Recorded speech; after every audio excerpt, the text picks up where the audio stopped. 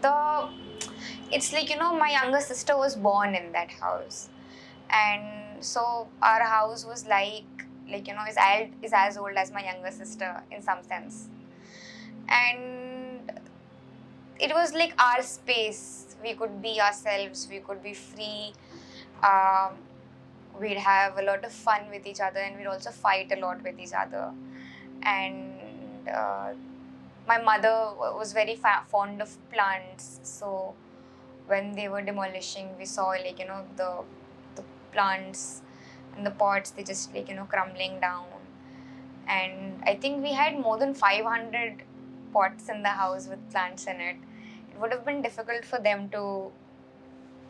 I also imagine that the plants would be cursing them, so that also gives me relief. As Muslims, Muslims don't even have to do anything. Even if there was no protest in Allahabad, I'm quite sure my father would have been incriminated, given the fact that he is someone who was acknowledging the rising intolerance in Allahabad city. I mean, there was a Dharma Sansad where genocidal calls were given.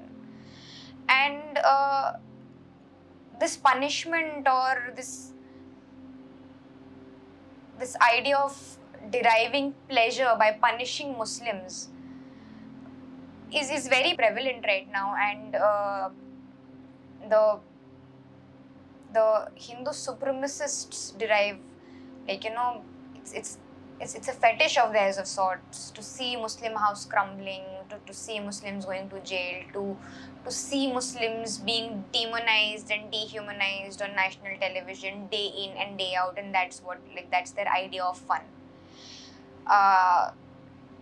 And to all of that, I think we're not willing to give that to them, so we're not going to shed a single tear. And as for the entire Muslim community, I think the community is strong and will survive whatever will come.